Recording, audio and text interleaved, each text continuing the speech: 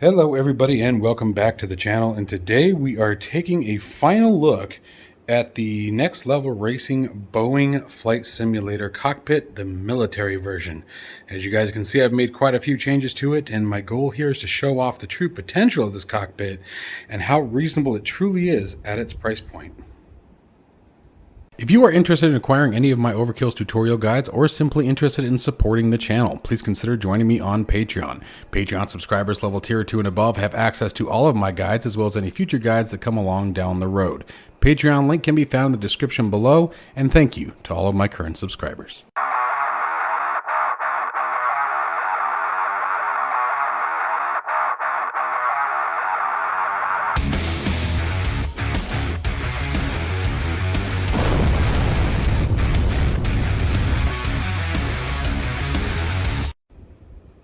Alright guys, so first off, I want everyone to be aware that I will be sending this video to NextLevelRacing as well to make sure that they get a good eye on it and hopefully offer some improvement features of this cockpit. Now we're going to go through the pros and cons. I'm going to show you guys in detail of many of the modifications that I have made. Now, actually I've only really made one modification, but I've done, as you can see, quite a few additions to it. But let's go ahead and get started with the cons that I want to get out of the way right now. So in my previous video, I called this an entry-level cockpit, and it really ruffled some people's feathers. And so I want to clarify that first off. I would say this is still entry-level, depending on the type of cockpit we're talking about. So for example, I have one of those, right? I do not consider that a cockpit. I consider that like a wheel stand or a flight sim stand, whatever you want to call it here. Okay, for me, this is a completely self-contained unit, has everything that you need, and you just sit in it, it doesn't move. This is what I consider a cockpit. Okay, so when I said entry level, and maybe this is still, intermediate, medium level, however you guys want to take it, that's totally your call. My point in calling it entry level was that this is $7.99 on Amazon. That's in US. If you guys, go digging for like, GT Omega or even, NextLevelRacing's, much larger cockpits, when you start getting into the fully customizable options, where you choose the frame, you choose the seat, you choose the base, etc. And then you add all your little peripheral mounts, keyboard mounts, mouse mounts, left, typically the bigger cockpits only come with one side. They'll come with one rail down the left side or the right side, and then you have to purchase the other side separately. So for example, for a flight sim cockpit, you would have everything you need typically for like the throttle, but you'd have to buy the other side and then the mount for it in order to get your stick, or even if you're doing center mount. Where this is all in one package, $7.99, you get everything you need. So here's the cool part. As far as everything that you can see that's mounted, I didn't buy anything new, with the exception of these two panels here, which we'll talk about that in a minute because I did not have to do this. I'm just going to show you how I cleaned it up. That little mount there that's holding up the little touch screen out there. I'm going to try to keep my finger out of the way because it keeps screwing up the camera. By the way, bear with me if the audio is a little crappy. I'm using my cell phone for this one. I need to get like a lapel mic or something. So anyway. So let's talk about my biggest complaints with this cockpit now that I've had it for a while. Definitely been flying it and absolutely loving it. But my biggest complaint still stands as a 6'1", 278-pound guy here. I know, big boy. It's a pain in the ass to get in and out of. Okay. And I've heard similar things from people who are similar to my size, or even down in the 250 range, 240 range. But make no mistake, I'm absolutely taking some responsibility of that and knowing that some of that is my weight. Okay, so let's just call that what it is. So it's a pain in the ass to get in and out of, in my opinion. Or if you're just someone who's really tall, I think you're going to have the same problem. I'm 6'1", like I said, so I'm not as tall as they go, but I'm up there, and it's really getting your legs around everything that can be quite challenging. And I'm going to show you what I've done to change it. I've already done a YouTube short on it, but I'm going to give you guys more detail today. The other things are some of these what's the word I want to look for? The frizzle stuff that really didn't need to be there. For example, you guys can see down there on the floor, there's the seat belts for it. I took the seat belts off. I left them on for the previous video because it's a show and tell kind of thing. So I wanted to make sure that those were included. but they're not necessary, and I think that money could have been better spent elsewhere from a sim pit standpoint, and we'll talk about that in a little bit. And then finally, you guys get to see some of my mess over here. Oh, what's that right there? We'll talk about that at a later time. The pillow, okay, the lumbar support pillow. Now, that is going to be based on preference. Again, I'm a bigger guy. So, you know, my back goes right up the base perfectly fine. And if I tried to use that lumbar pillow, it would push me too far forward and it's uncomfortable. So the pillow is going to be based on that's going to be preference, right? But for me, I'm not using it. I took it off. I just don't need it anymore. Now, guys, that's my only complaints about this. Okay. Okay. Let's do one more. My other complaint would be everything is nut and bolt. Absolutely every mount that you see is held on with nuts and bolts. Every single joint, even the rudder pedal mount back there, nuts and bolts, nuts and bolts, nuts and bolts, which is fine, but it makes changing it, mixing things up, a real pain in the backside. It's really difficult. And some of these joints, depending on where you change things up, can sometimes either be very difficult to put back in or you may need somebody else. So now with that being said, I put it together by myself. My daughter helped me a little bit, my oldest, but more or less she was just there for company. But she did give me a good hand. There was a couple pieces, like, for example, this cross member here. I absolutely needed her help, and she was great to have there because it was kind of hard holding that up and getting the screw holes and bolt holes. But you can do it. Now, something I said in my previous video that you want to make sure if you guys do purchase one of these, please have help bringing this in into your house. It is heavy as hell. And again, I'm a big guy. I'm not just a fat guy. I'm a pretty strong dude, all right? Not toot my own horn, but I've still got some buff left in me.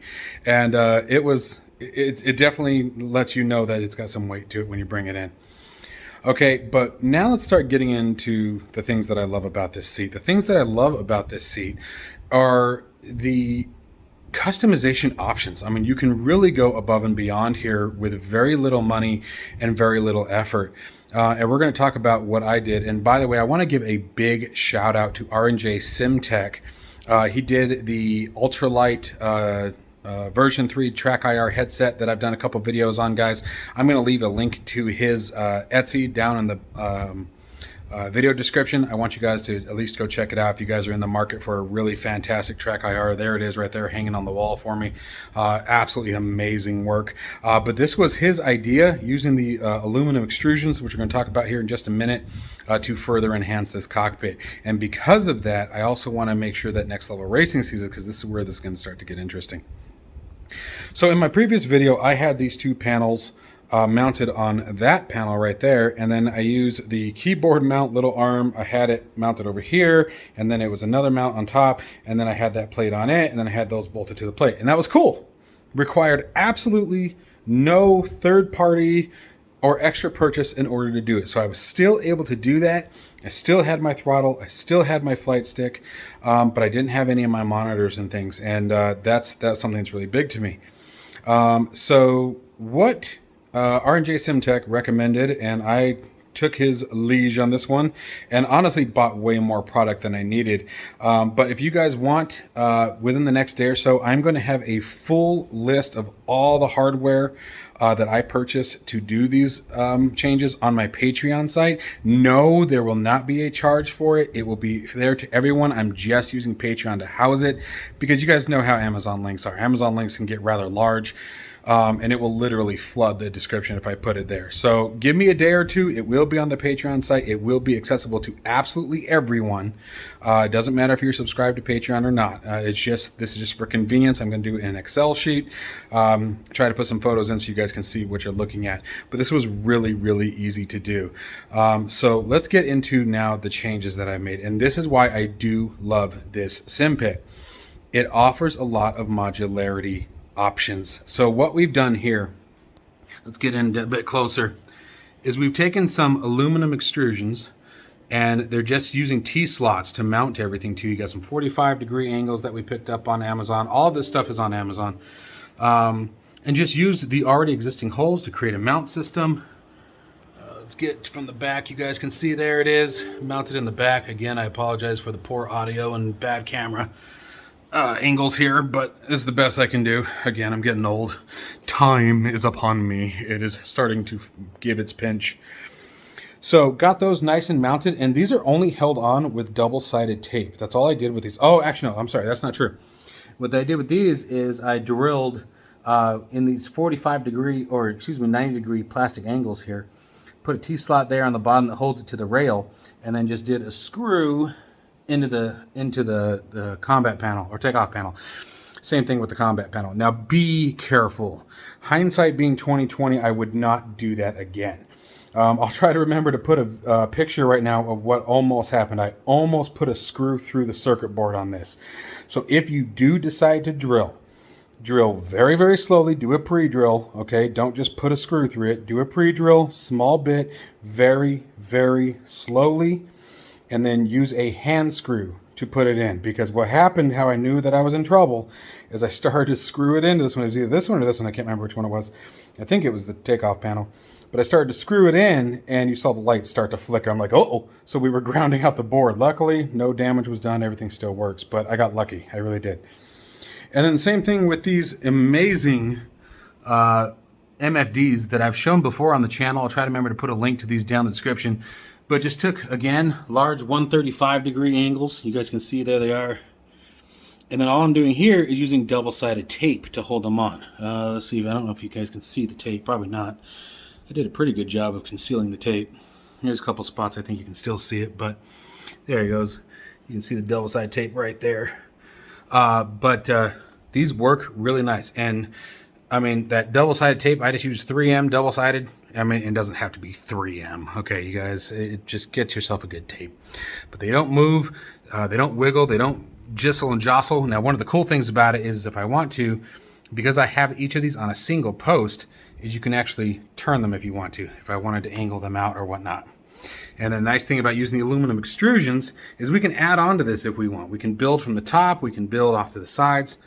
Really, really awesome stuff. And the same thing that I did down here with this touchscreen. This is just I think this thing was like 50 bucks on Amazon. The plastic casing was for something else. I just sort of glued it in there just to give it something. You can see it's all effed up. That was one of my terrible print jobs, and I decided to repurpose the case. But you can see here, same thing. Got a nice slide rail here. I can move it left to right if I want, simply by loosening that. And then it turns if I want to. I think I tightened it down really tight last night. Yeah, I did. So I'm not going to try to do that. But again, if I want to turn it, just loosen that screw, and I would be able to rotate it back and forth. Same thing if I wanted to turn this vertically, I could. But same thing, just use double-sided tape to put that on. And then now the big one. I talked about how hard it is to get it out, or get in and out of it. So you can see all my cables are coming down. Let's see if I can get under there. You can see they come out from over here, run down the side, and they all go down. I have a power strip and everything. You guys can still see the freaking cable over my big foot. That's the power strip cable. Ah, mercy. But what's nice is that all I do is come here, give it a nice pickup. I still got to add a stop to it to keep it from going, because like if I let go right now, this will just keep on going.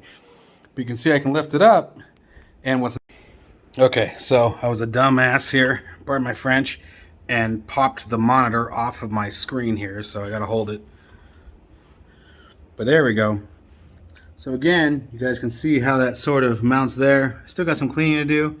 And then I got those two magnets holding the metal bar in place. Now we still need to cap everything. I'm going to paint everything, get everything all looking all nice and done once I'm finally satisfied. I think I'm still going to do something a bit different. Yeah, you see, I popped that off like a dork. I pulled on it like an idiot. You can see it sort of sits, it wiggles left to right. Oh, there it goes again. It's dying. Ah! That's all right. We'll figure it out. But like the nice thing here is it really does not move. Like it's got a little wiggle, but I mean, oh, God damn it. But you can see that it really doesn't have a whole lot of play in it. It will shimmer and shake a little bit. I'll get some glue as soon as we're done doing this recording here and put that back on. But it's a really, really nice option. And I hope NextLevelRacing, hope you guys see that, and I hope you guys appreciate that kind of a build. Very, very simple. I used a hand drill for this, guys. The metal bar I got at Ace Hardware. It's just 16-inch tubing. It is steel. We did not use aluminum. Steel tubing. And the reason why, by the way, the reason why you want to make sure if you do this that is steel, that angle plate that it all sits on is aluminum, and that's fine. But it has to be steel if you want to use the magnets. Remember, aluminum isn't magnetic. So we had to go with steel on the bar, plus there's no chance of flex, or quote unquote, back that up, reverse, less chance of flex, right? But that's just, I think that's a 4-inch shoulder bolt with a nylon cap nut. Just thread through again. We're going to cut the end off it here. I'm going to do a stop, probably just a pull chain kind of stop system where we have a chain that only allows it to go back so far to make sure that, you know, we don't ever want to go back too far and then have it crash down the stick. That would be bad. So if you guys do this, keep in mind I have not put a stop on in the vertical position, and you absolutely want one. Do not do it without it. I have almost dropped that twice. So that will be my project today when we're done with the video here. That and super glue.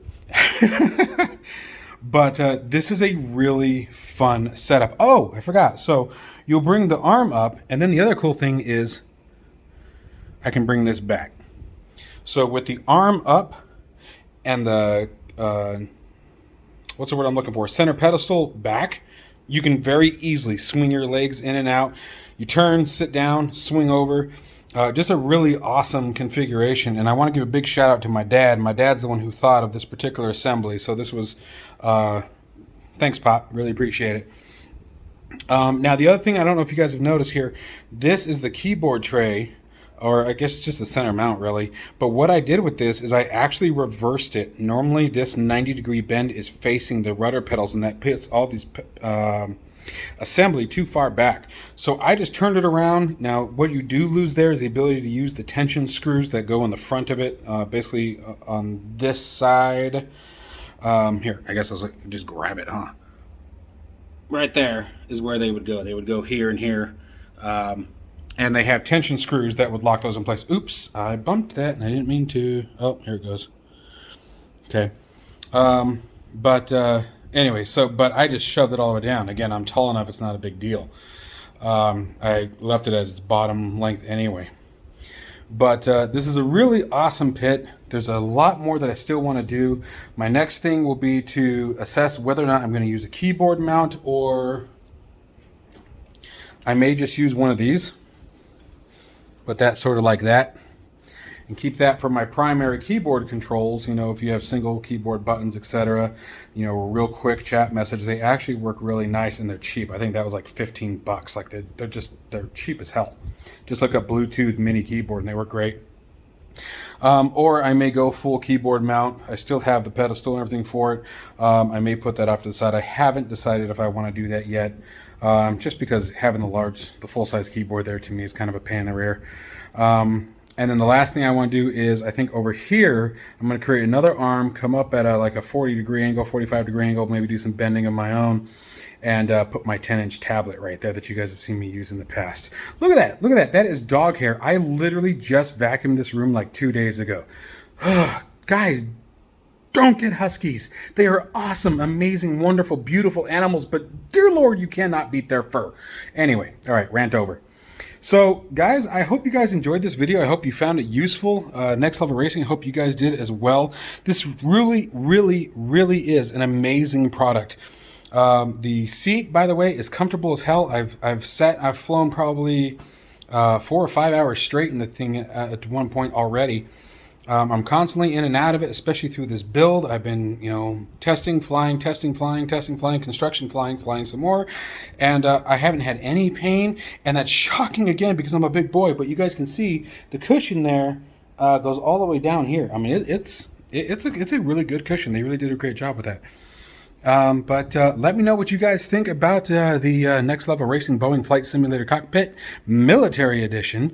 Remember, they do also have a commercial edition that you guys may want to check out as well. I believe that is blue, is the color scheme difference there.